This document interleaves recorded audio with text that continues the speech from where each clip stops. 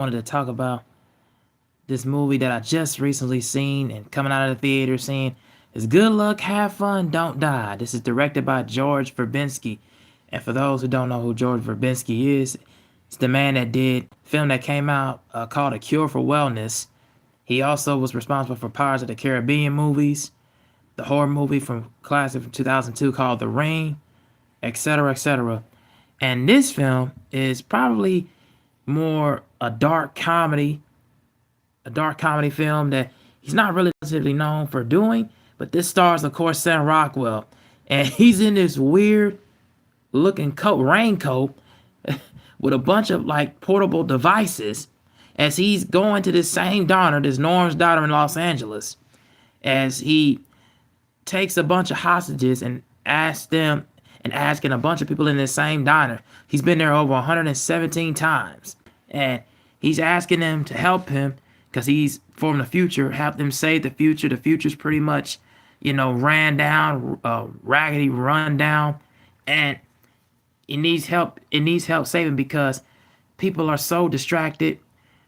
Teens, the youth, the younger generation, and also the older generation are all distracted by AI, and of course the AI, the forming of AI through like technology and cell phones and drones and everything like that has been taken over, and it's pretty much causing a rippling effect, a chain reaction in society where the world is being completely ran down and destroyed by, of course, cell phones and technology, and he needs these 8 people to help him save him to really install what he had gone forth back, in this future time, in this present time. He needed to install this hard drive in a computer in this computer system that is being run by this 9-year-old boy who pretty much has created like little alternate ripples, timelines, alternate worlds and universes, all in the rippling effect in one, which has caused a chain reaction and effect. Like I said, like little robot drones, etc., etc.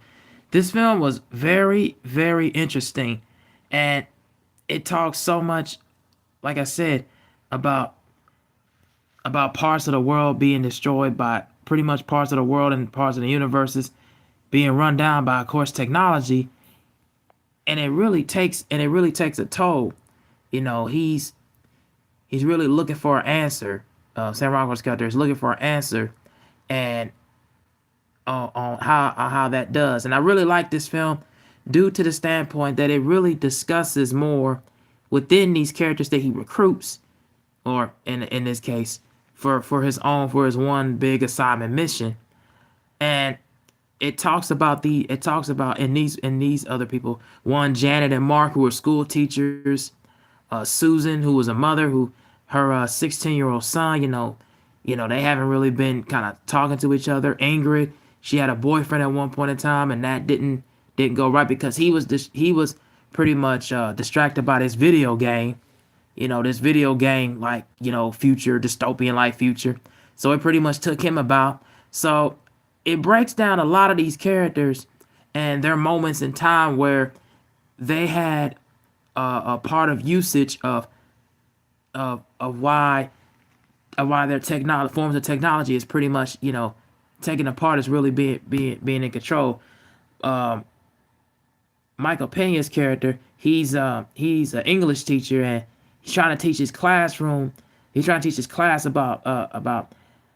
this book that he was running, and then pretty much the kids were distracted by their cell phones. And then of course Janet, she's not believing him.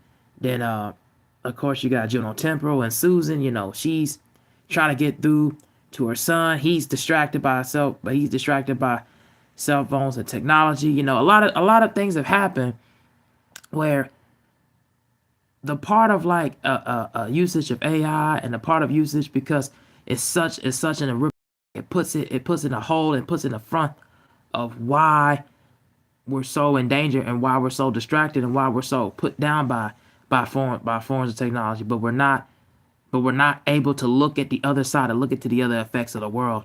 And that's the thing where it's been a problem for, multiple different generations. We've used parts of technology for the wrongdoings, and not for the sake of the cause of the good and for the better effect and for the aftermath. We use technology for a form of usage and abuse our power and abuse that privilege of it.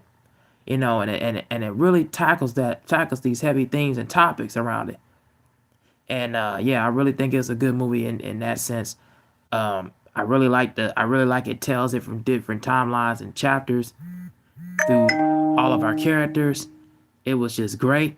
It was just great in that sense, and I really thought, as far as the character performances, everybody had their moment to shine. Everybody had their moment to really, you know, give their points and really give a lot of viewpoints and how they feel.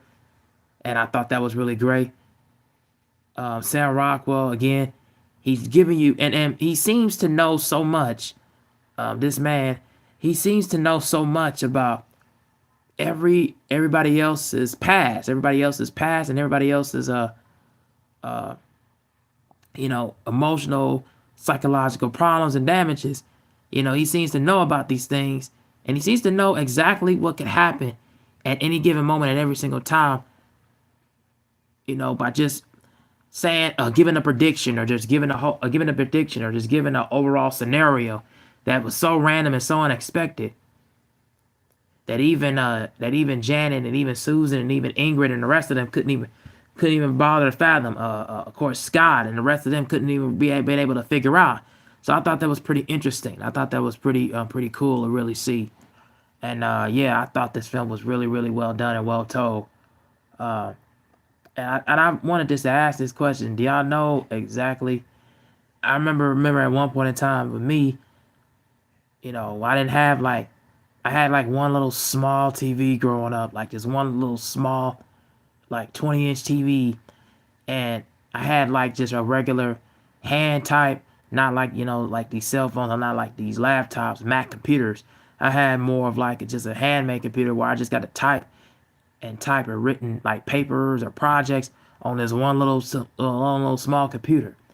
I remember I had that growing up, and I just had to use that just those several times, and that's pretty much it.